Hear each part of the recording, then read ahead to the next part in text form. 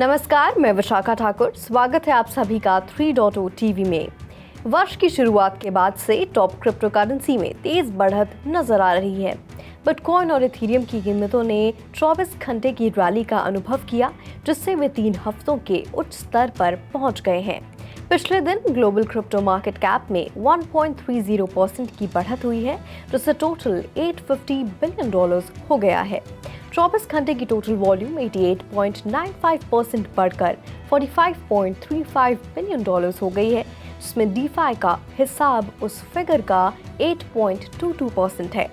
Stable coins की total volume अब 24 घंटे के मार्केट का 91.98% है, जो $41.71 बिलियन है। बिटकॉइन का डोमिनेंस 0.34% से थोड़ा कम होकर 38.98% पर आ गया है। सोलाना का बॉन्क 24 घंटे में 50% क्रैश हो गया है। इन सब के बीच बिटकॉइन ने $17,200 पर फ्लैट ट्रेड किया, जबकि ईथर ने पिछले 24 घंटे में 2% की बढ़त के साथ $1,325 के आसपास ट्रेड किया। धीमी शुरुआत के बाद से सेंट्रल बैंक डिजिटल करेंसी ने रफ्तार पकड़ी है। CBDCR के रिटेल यूजर्स की संख्या इस महीने के अंत तक 50,000 तक पहुंचने की उम्मीद है। वर्तमान में ये संख्या करीब 16,000 है और भारतीय रिजर्व बैंक ने पिछले साल 1 दिसंबर को ई-रूपी के लिए एक पायलट प्रोजेक्ट लॉन्च किया था। आधिकारिक सूत्रों ने कहा है कि डिजिटल करेंसी अच्छी तरह से आगे बढ़ रही है। सूत्रों ने कहा, पायलट के लॉन्च के बाद से लगभग 16,000 यूजर्स ने लगभग 64 लाख रुपए लेने का लेन देन किया और इस्तेमाल में आसानी, जागरूकता और स्वीकार्यता के साथ बिंदुओं के साथ उम्मीद है कि रफ्तार और तेज हो सकती है। डिजिटल रूपी होलसेल पर पायलट 1 नवंबर को लॉन्च किया गया था और वर्तमान में ई-रूपी डब्ल्यू के लिए एवरेज डेली ट्रांजैक्शन 200 करोड़ है। रिटेल पायलट प्रोजेक्ट में 8 बैंक भाग ले रहे हैं। इनमें state bank of India, ICICI bank, the yes bank, IDFC first bank, bank of Baroda, union bank of India, HDFC bank और कोटक महिंद्रा बैंक शामिल हैं। ई-रूपी का इस्तेमाल वॉलंटरी है और ये सर्कुलेशन में टोटल करेंसी का हिस्सा है। 8 जनवरी को पोस्ट की गई एक लीगल फाइलिंग के अनुसार लगभग 117 पार्टियों ने इनिशियल बिड्स की समय सीमा के रूप में FTX यूनिट्स को खरीदने में रुचि व्यक्त की है, जबकि क्रिप्टो कंपनी के बैंक्रप्सी के केस में सालों लग सकते हैं। लेजरएक्स, FTX जापान, FTX यूरोप और स्टॉक क्लियरिंग प्लेटफॉर्म एम्बेड की बिक्री को प्राथमिकता दी है, ये दावा करते हुए कि वे जल्दी से नहीं बेचे जाने पर अलग होने और वैल्यू खोने का जोखिम उठाने में सबसे आसान है।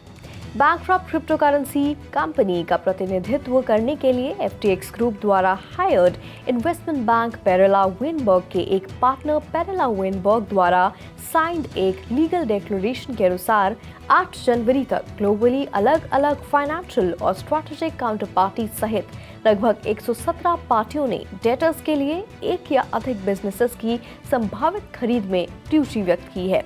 कॉफस्काई के अनुसार अब तक FTX ने 59 कॉन्फिडेंशियलिटी एग्रीमेंट्स पर साइन किया है।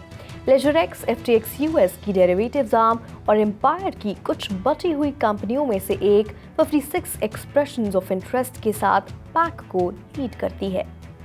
9 जनवरी को फ्रांस की फाइनेंशियल मार्केट्स अथॉरिटी की अध्यक्ष मैरी एनी बाबेट लायनी क्रिप्टो कंपनियों को एक लाइसेंस प्राप्त करने के लिए मजबूर करना चाहती हैं, अगर वे पहले से ही देश में रजिस्टर्ड नहीं हैं।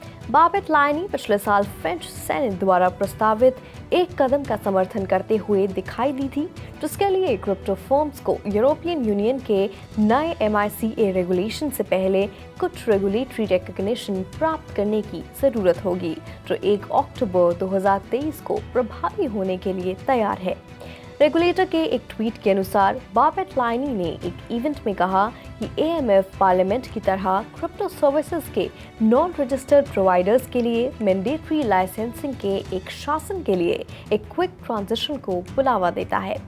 बायनांस सहित कई जाने-मानी कंपनियां ने AMF के साथ रजिस्टर किया है और रजिस्ट्रेशन में कंपनियों के गवर्नेंस और एंटी मनी लॉन्ड्रिंग रूल्स के अनुपालन की जांच शामिल है।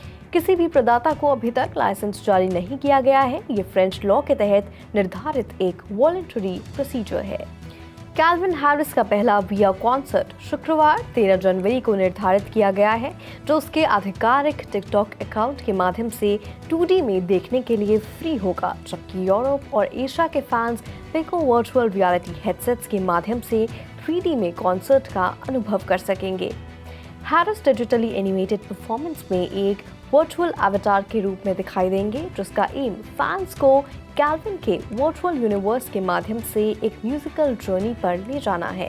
पिछले 24 घंटों में गाला में 143% से ज्यादा और 2022 में 60% से ज्यादा की वृद्धि हुई है। ये गाला द्वारा ड्वेन जॉनसन और मार्क वेलबर्ग के साथ कोलैबोरेशन की घोषणा के बाद आया है। इसने 4 दिनों में अपने गाला टोकन की 121% वृद्धि में सहायता की। गाला गेम्स ने 6 जनवरी को घोषणा की कि उसने 20 मिलियन से ज्यादा यूजर्स के साथ एक मोबाइल गेम स्टूडियो का अधिग्रहण किया है। स्टूडियो का टोटल रेवेन्यू $100 मिलियन से ज्यादा हो गया है और कई गेम वर्तमान में ऐप स्टोर में अवेलेबल भी हैं। कई सालों के विकास के बाद एप्पल का मेटावर्स में पहला बड़ा कदम एक high and mixed reality headset कथित तौर पर इस स्प्रिंग सीजन में पहली बार दुनिया के लिए अनावरण किया जाएगा। ब्लूमबर्ग की एक रिपोर्ट के मुताबिक तकनीकी दिग्गज आने वाले महीनों में अपने annual world wide developers conference से पहले अपने हाइब्रिड हेडसेट को प्रदर्शित करने की संभावना है, जो आमतौर पर जून में होता है। कुछ थर्ड पार्टी डेवलपर्स कथित तौर पर पहले से ही डिवाइस के लिए ऐप बना रहे हैं, जिसे रियलिटी प्रो कहा जा सकता है। स्प्रिंग सीजन के घोषणा के बाद ऑगमेंटेड रियलिटी और वर्चुअल रियलिटी हेडसेट कथित तौर पर इस साल के अंत में नए आईफोन्स और दूसरे कई रिफ्रेश्ड एप्पल डिवाइसेस के साथ जारी किए जाएंगे।